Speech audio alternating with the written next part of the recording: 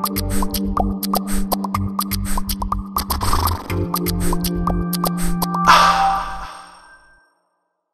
there, Jim Johnson for Accent Help here, and I wanted to clarify a couple of things about accents or dialects overall. One of them is the difference between an accent and a dialect, which I've talked a little bit about before. The really brief version of it is there's a couple of ways that those are used.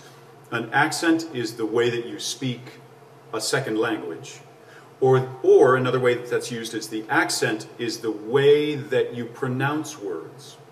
Whereas a dialect is the way that you speak your own language, or it also includes getting into word changes, like whether you say soda or pop, something along that line, okay?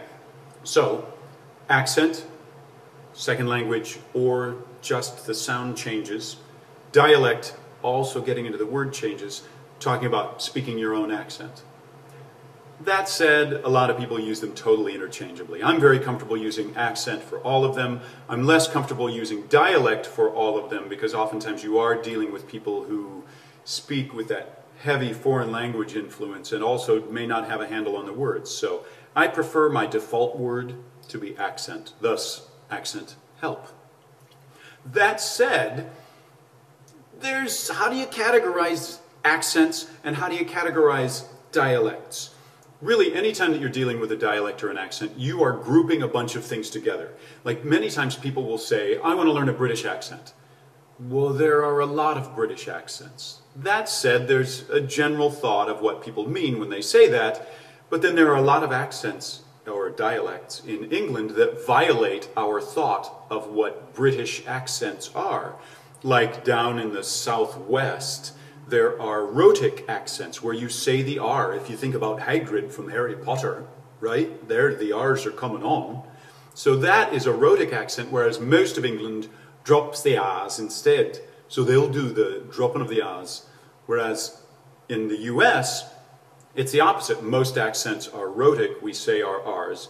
But then there's some where you drop the R's, right? So there's variations in that.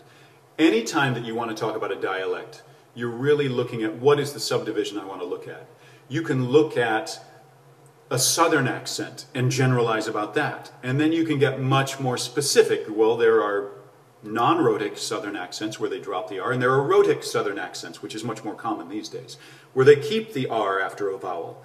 And that's, for example, very common in the mountains, and actually throughout almost all of the South, is that Rohtak accent with the R's.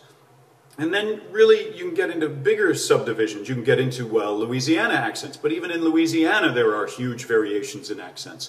You can get a huge difference between the central and north and the southern part, where you get into more of a Cajun influence. You'll also hear something that sounds really rather Texan. You'll hear some things that sound a little bit more of that classic drop in the R kind of southern from some folks, primarily older speakers.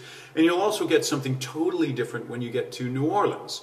And even now, if we just talk about a New Orleans accent, that New Orleans accent or dialect can get subdivided into all these little subdivisions as well. If you go there, some people will say, nah, that's a Yad accent, and that's totally different from another accent that you hear in New Orleans. So it's about, well, how specific are you going to get? And then you also need to realize that there are violations to these accents all the time. Just because I live in Texas right now doesn't mean that everybody that I meet has a Texas accent, even if they were born and raised in Texas. Oftentimes it's not quite what you would expect it to be. So, when I'm teaching an accent or a dialect, I'm usually working on the generalization of what that is, and then we want to get that sense of it, that sort of pure element of it, and then you start to turn it into your own accent. So what I'm really doing is taking a grouping of a bunch of idiolects, individuals' way of speaking, who live in this area, bringing them together and saying, what are their commonalities? Figuring those things out, and what are those things that strongest indicate that they are from this place, New Orleans, that then allows you to listen to those things, figure out a basic New Orleans accent, and then turn it back into your own individual accent, your own idiolect, all over again. And that's what actors have to do. They have to take that and personalize it.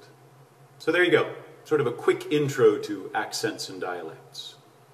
If you want more information, check out accenthelp.com.